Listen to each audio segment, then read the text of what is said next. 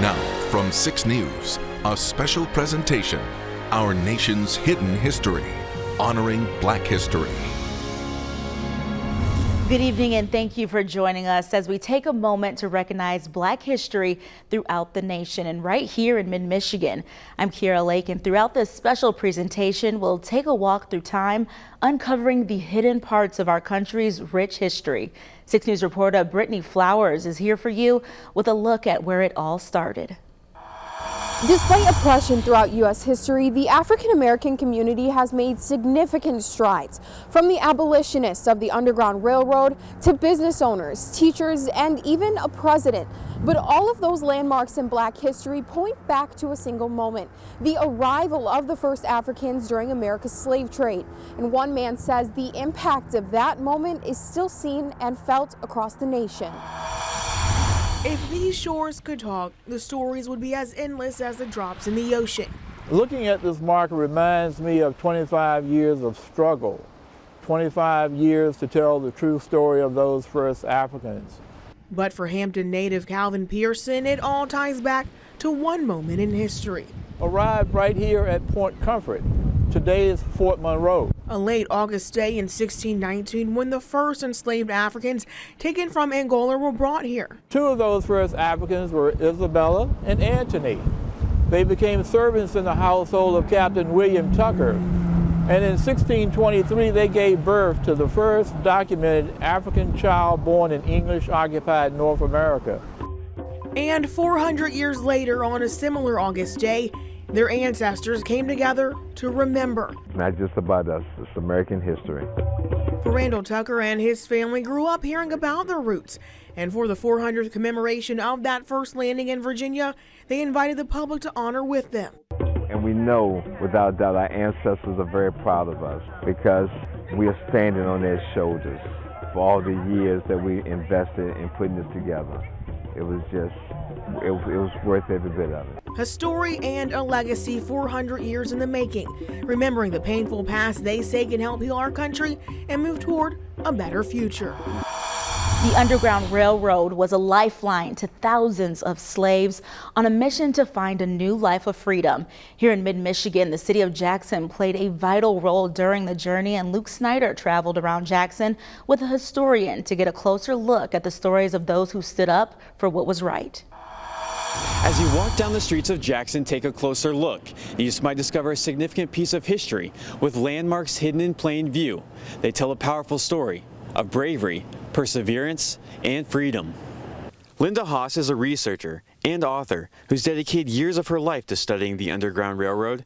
Today, our journey across Jackson begins at the actual railroad, at the Jackson train station. It's here where a slave named John White from Kentucky made his escape with help from a local, while being chased by a slave owner with a group of armed men.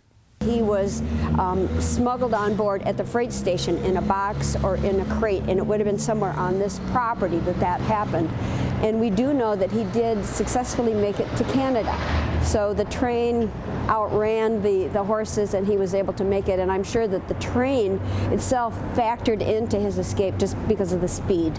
Across the street from City Hall lies Bucky Harris Park, the site where 3 newspapers were founded by railroad agents looking to use their platform to speak out against slavery. The building was even burned down twice.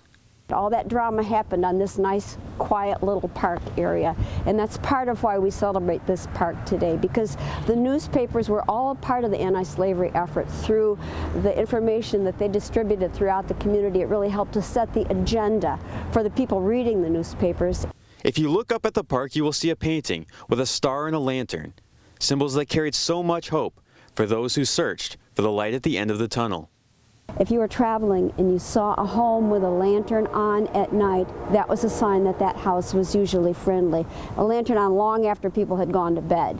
The journey ends at Mount Evergreen Cemetery, where 7 Jackson residents, including a farmer, a judge, and everything in between, find their resting place.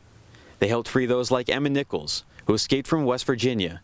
And instead of making the trip up to Canada, like many others, she decided to make Michigan her permanent home. She is someone who turned, I guess you could say, the chains of bondage into a wonderful livelihood, something that she could be proud of, she could support her family with, and left, I think, a very beautiful legacy. Linda believes the courage these heroes showed should still speak to us today. If you are interested in your own personalized tour of the Underground Railroad here in Jackson, we have a link up on our Scene on 6 page on WLNS.com. Here for you in Jackson, Luke Snyder, 6 News. Luke, thank you. Coming up next on Hidden History honoring Black History Month, we'll hear of one man's story of service and survival during World War II and the D-Day invasion.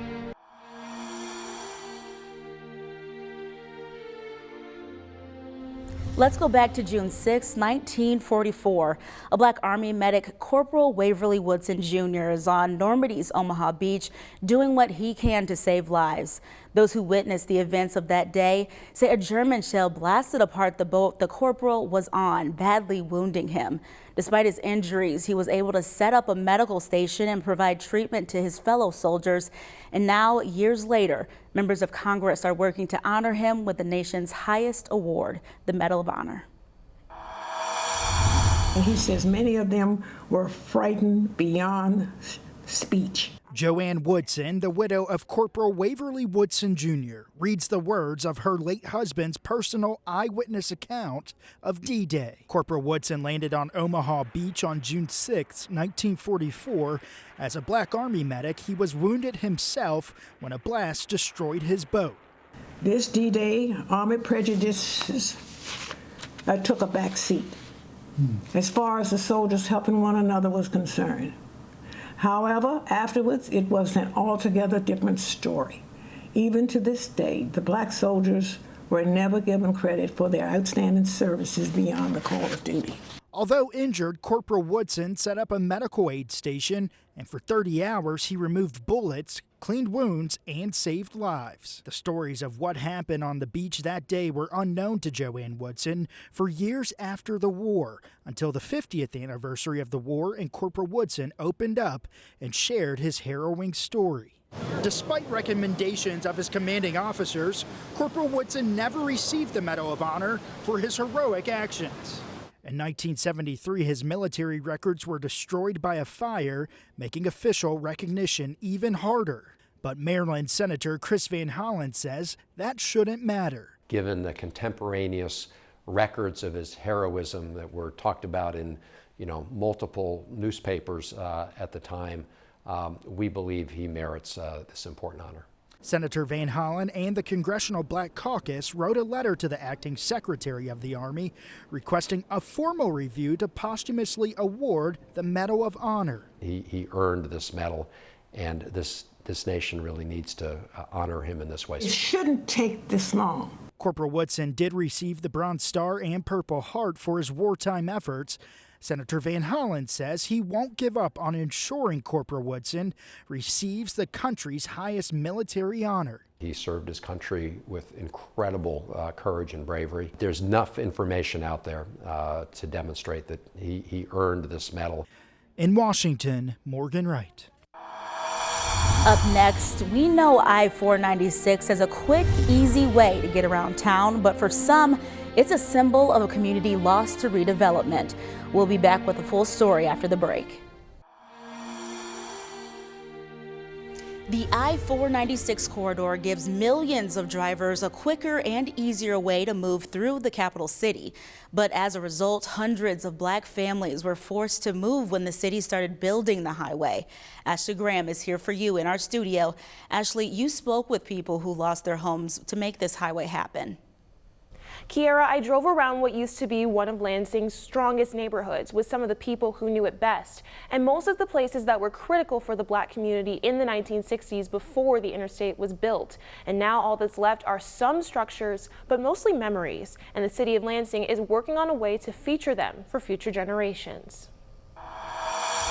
The 11 miles that make up Interstate 496 were designed with one goal in mind: to connect people from all over Michigan. But that convenience came at a price for the tight-knit Black community already living there in the 1960s. It was alive. It was like vital things were going on. Nowadays, we sitting out here, we don't see nobody. Everybody just driving by. The project forced businesses to close after years of serving the Black community. Former residents still remember how important they were. I'm standing in front of what used to be Johnny's Record Shop. George Davis has lived in Lansing for more than 70 years. He says the record shop, which is now a paint shop, was a staple in the area for more than just music. Johnny also sold clothes, like shirts and hats, and this is where we got some of our latest apparel, because this is the only place in Lansing that provided that kind of items for us. Grocery stores, bakeries, medical offices, and churches, all gone in just a few years.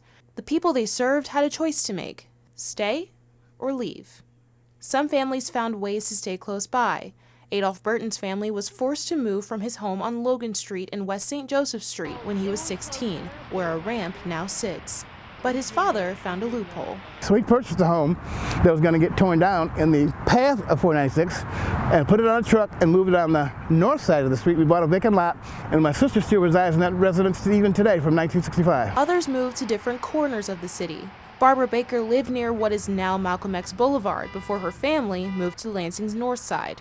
She says the main goal for most families was to stay together. It was not uncommon to have your grandparents or your aunts and uncles living in the same block with you, because people just did that. So they moved, and then we had to move too. City officials want to keep the memories alive through a project called Pave the Way, a partnership with the Historical Society of Greater Lansing. The project combines digital archives, an interactive map, and even a documentary to help people experience what the neighborhood was like. For some, it's a bittersweet idea. Now, but for me, it is sad. I miss the neighborhood because it's kind of like a Leesburg to Beaver kind of neighborhood. Everybody knew everybody. Parents knew each other. Very low crime rate, and it was really, really a very, very nice community. It was just a way of life.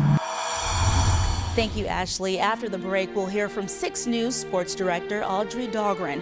She shares the story of a historic basketball matchup and its impact on college sports as we know them today.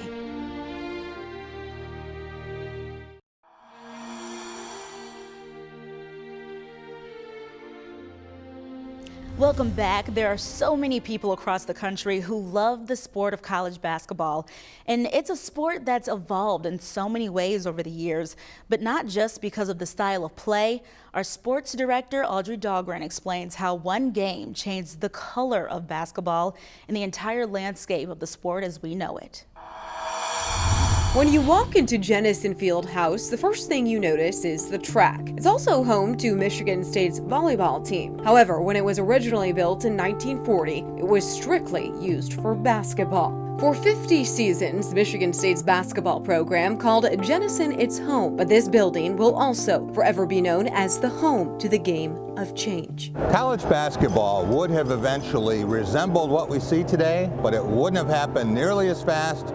We might not have had Texas Western beating Kentucky in 1966, but this game, the game of change in Jennison Fieldhouse, was a trendsetter, and it was the first time you've had a school from the SEC that would come forward and say, we'll play an all-black team. The year was 1963, and the NCAA Round of 16 matchup featured the Mississippi State Bulldogs, an all-white team from the segregated South, versus Loyola University, a team whose starting 5 featured 4 black players, which was unheard of back then. I give all the credit to Mississippi State coach Babe McCarthy, and his team had been the best in the league for years, but would not be able to play in the NCAA tournament because they wouldn't play integrated teams. And finally, he told his players before the season, if you win the championship again, we'll get you there, I promise. And that's exactly what happened. Guys splitting, going to different states, flying and meeting back here in East Lansing.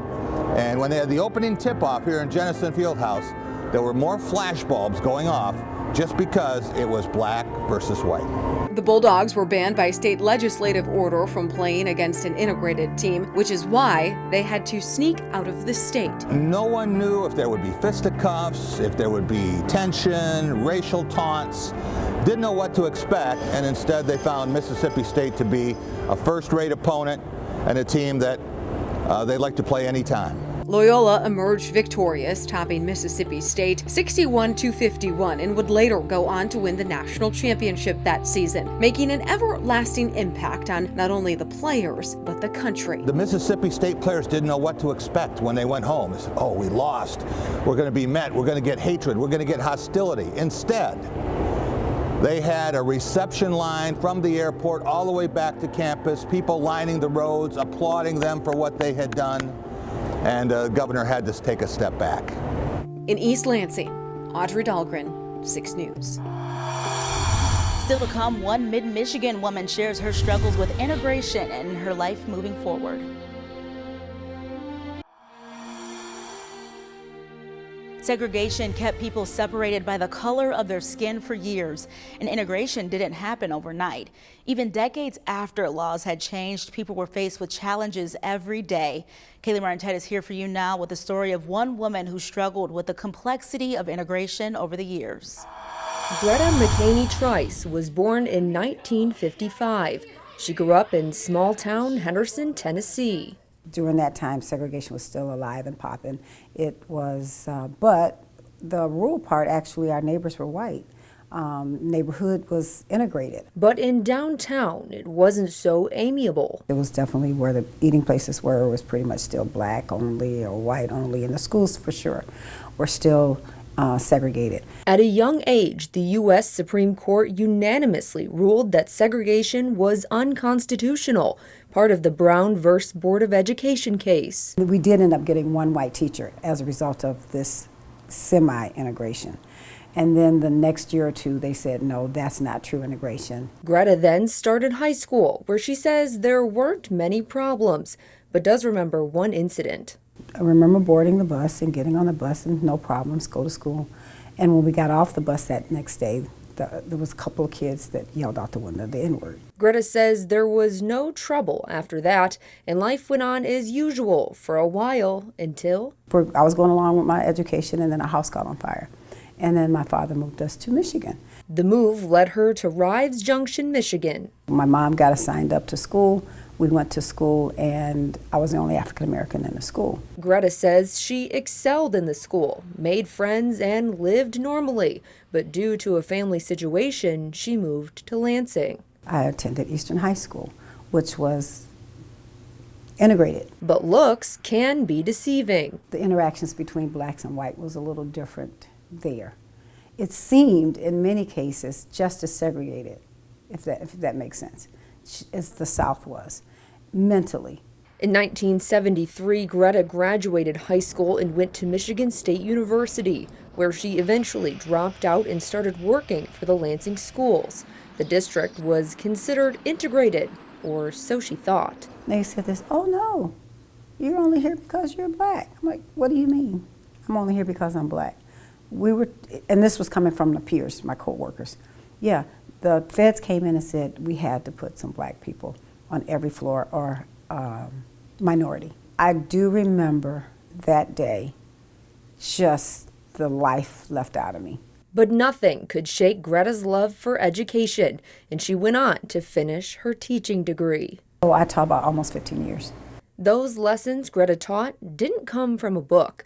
They were life lessons. So I found ways to make social justice, racial awareness, cultural awareness possible in that room for years. And Greta wouldn't change a single day. I used to say my worst day in a classroom is better than my best day in an office. It just was. It just was. Because that's where I was supposed to be. I was meant to do that. Here for you in Lansing, Kaylee Marintet, 6 News. Thank you so much for joining us. Tonight's special presentation featured stories covering both African American struggles and the triumphs throughout time. Everything from the deep pain of slavery to the beacons of hope and progress in integration. We hope you've enjoyed this brief look at American history, and we thank you again for helping us honor Black history. This has been a 6 News special presentation of our nation's hidden history.